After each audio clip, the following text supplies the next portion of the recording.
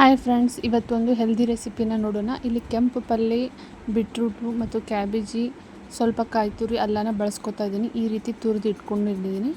So ಈ ರೀತಿ ತುರಿದು ಇಟ್ಕೊಂಡಿರೋ ಎಲ್ಲ ಅಂದರೆ ಕೆಂಪು ಪಲ್ಯ, ಬೀಟ್ರೂಟು, ಕ್ಯಾಬೇಜಿ, ಅಲ್ಲ ಮತ್ತು ಕೊಬ್ಬರಿಗೆ ನೀವು ಮನೆಯಲ್ಲಿ ಬಳಸುವಂಥ ಅಕ್ಕಿ ಹಿಟ್ಟು, ಗೋಧಿ ಹಿಟ್ಟು ಮತ್ತು ಸಿರಿಧಾನ್ಯದ ಹಿಟ್ಟನ್ನು ಮಿಕ್ಸ್ ಮಾಡಿಕೊಂಡು ನಾನು ಸಾಣಿಸಿಟ್ಕೊಂಡಿದ್ದೀನಿ. ಅದನ್ನು ಇಲ್ಲಿ ಎಷ್ಟು ನೀವು ವೆಜಿಟೇಬಲ್ಸನ್ನು ಕಟ್ ಮಾಡ್ಕೊಂಡಿದ್ದಾರಲ್ಲ ಅಷ್ಟಕ್ಕೆ ಹೊಂದಿಕೆ ಆಗುವಷ್ಟು ಹಿಟ್ಟನ್ನು ಹಾಕ್ಕೊಂಡು ಅದನ್ನು ದೋಸದ ಹಿಟ್ಟಿನ ಹದಕ್ಕೆ ಬರಬೇಕು. ಆ ರೀತಿ ನೀವು ಅದಕ್ಕೆ ನೀರು ಹಾಕ್ಕೊಂಡು ಚೆನ್ನಾಗಿ ಕಲಿಸ್ಕೋಬೇಕು.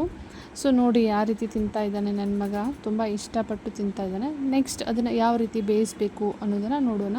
ನಾವು ಯೂಶ್ವಲಿ ದೋಸೆ ತವೆಯಲ್ಲಿ ಬೇಯಿಸಿದರೆ ಅಷ್ಟು ಚೆನ್ನಾಗಿ ಬರೋದಿಲ್ಲ. ಇದನ್ನು ರೊಟ್ಟಿ ಮಾಡೋ ತವಾದಲ್ಲಿ ನಾವು ರೆಡಿ ಮಾಡಿಟ್ಟಿರೋ ಹಿಟ್ಟನ್ನು ಒಂದು 10-15 ನಿಮಿಷದಷ್ಟು ಬಿಟ್ಟು ಆಮೇಲೆ ಅದನ್ನು ಹಾಕಿ ಈ ರೀತಿ ಸಣ್ಣ ಉರಿಯಲ್ಲಿ ಬೇಯಿಸ್ಕೋಬೇಕು.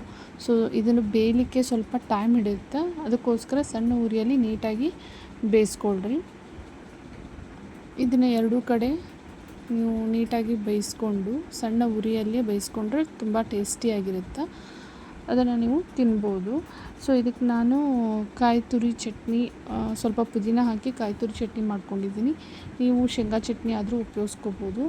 ಸೊ ಇದ್ರ ಜೊತೆ ತುಪ್ಪನೂ ನಿಮ್ಗೆ ಚೆನ್ನಾಗಿ ಟೇಸ್ಟನ್ನು ಕೊಡುತ್ತೆ.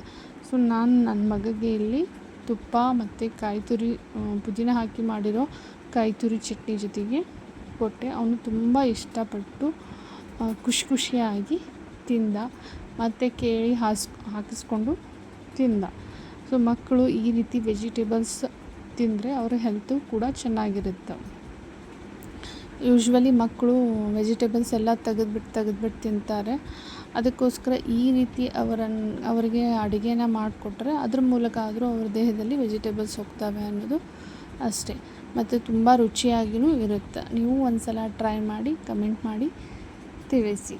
ಸೊ ಇಷ್ಟ ಆದರೆ ಲೈಕ್ ಮಾಡಿ ಮತ್ತು ಶೇರ್ ಮಾಡಿ. Thank you.